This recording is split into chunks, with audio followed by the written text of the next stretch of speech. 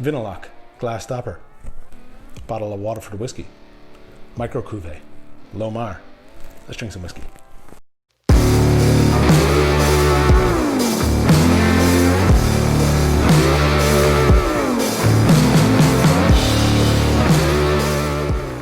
Welcome to Whiskey and Whiskey. I'm the Whiskey Chaser Brian, and on today's episode, something very rare, also very new.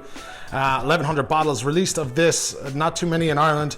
It's the first Micro Cuvée Lómhar from Waterford Distillery.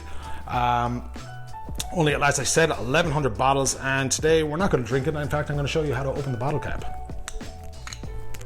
That's not a bottle cap, actually. It's a Vinalock, for those who don't know. Vinalock, no, of course we're going to drink it. Before we do, I just wanted to touch upon one or two little bit of housekeeping things. First and foremost, thank you very much to everybody who is getting involved in the comments, whether it be private or underneath in the comments section. I had two people in particular reach out to me last week about why wouldn't I score whiskey.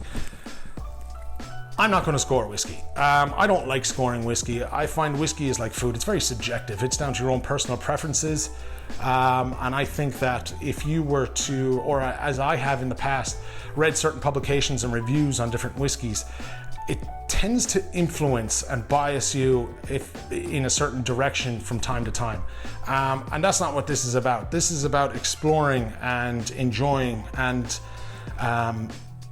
speaking about the very best that Irish whiskey has to offer.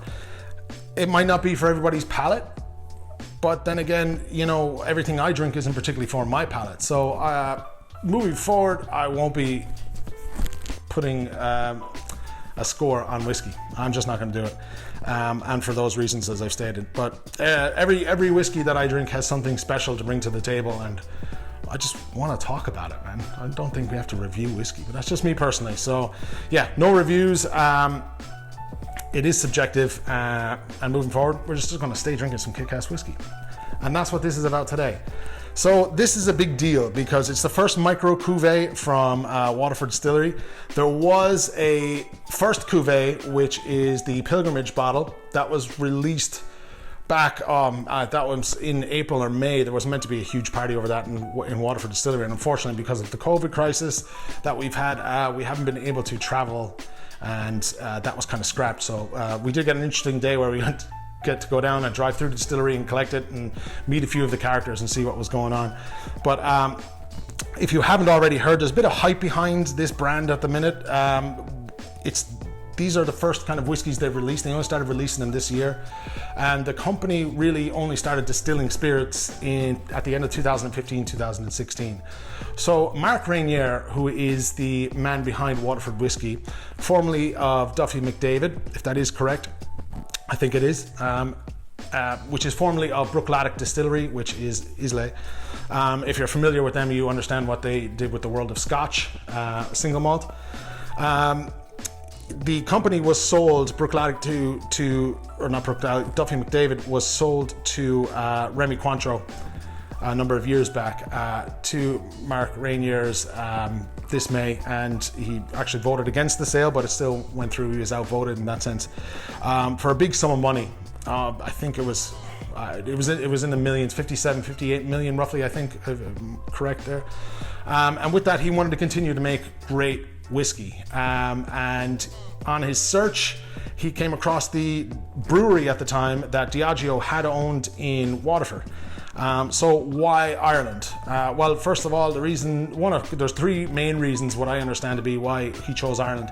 First of all is the market share in Irish whiskey. Irish whiskey is seeing a resurgence. Obviously, there's a bit of a whiskey renaissance at the moment, if you'd like to call it that. So there was obviously a place in the market for his idea. Secondly was the facilities. Diageo had a brewery in Waterford, which is the southeast of Ireland, and that came up on the market for an absolute steal. I believe it was valued at 40 million euros and it was bought for 7.2-ish. And third was the barley. Ireland yields 3 times the amount of barley that Islay would yield in a harvest. So those three reasons obviously were the main driving reason behind his idea, which is a terroir-driven product. Now, for those who are familiar with terroir, or not even, more of a wine term, it has everything to do with the soil, the climate, the environment of which that the barley is grown. Mainly deals with kind of, I suppose, a provenance. And it's the sole idea behind Waterford is about that. Everything is traceable. It's just water, barley, and yeast, and that's it.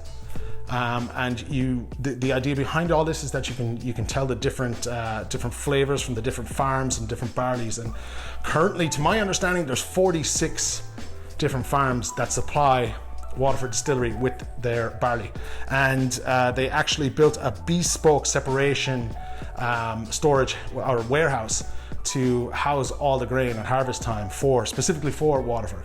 And if you ever do get to do a tour of the Waterford Distillery, it's amazing. They have a giant map of Ireland, and at the time, whichever farmer they are distilling, there's a little light on the farm that lights up and shows you where in Ireland, in which specific county that they're distilling, whose barley they're distilling.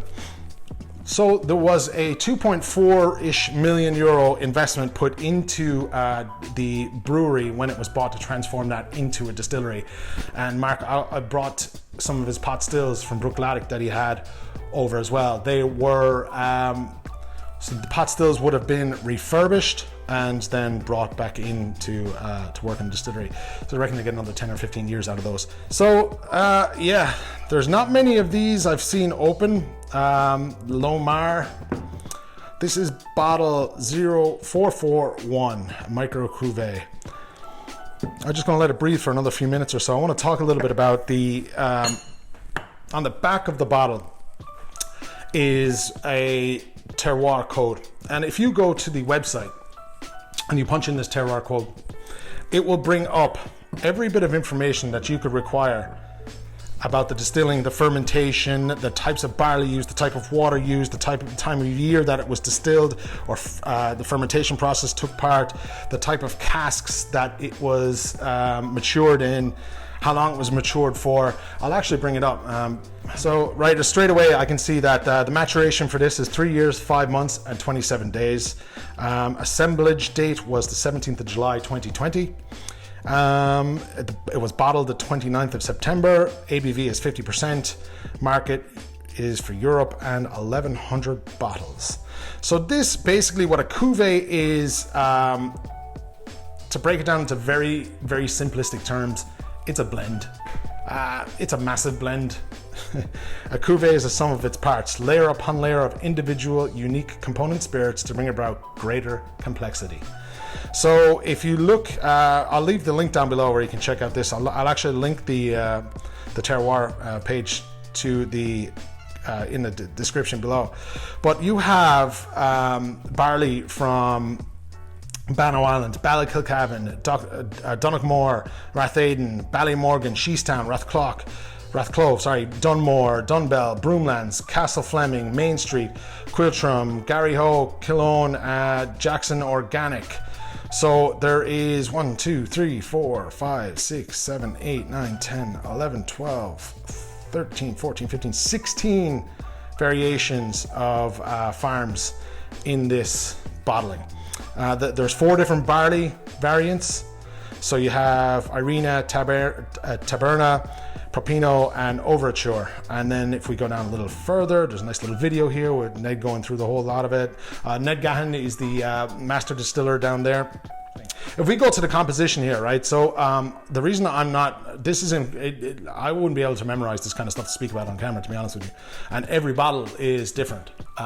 So this is kind of unique in itself. 36% is first fill US. 18% is virgin US. 25% is premium French oak, and 21% is Vin du Natural. So you have your sweet fortified wines-ish, like ports, sherries, and all that kind of stuff. And that's what's gone into this. So a micro cuvée is like a small blend of everything. You could tell, you know, there's a lot of love in this. Even it's a young whiskey, so I aren't too sure what to expect, but I can see even there's an oiliness to it that's incredible. It's just coating the glass. It's still hanging there. It's crazy. Lovely color, light goldy, brownish. It is quite young, so I'm getting a little bit of that barley forward. But I'm also getting some lovely caramel, which is kind of behind the barley. There is a hint of like of an orchard fruits in behind. It's that vibrant, fresh fruit smell. Pepper spice, obviously. White pepper spice. It's nice, it's pleasant. It is pleasant on the nose. Sláinte.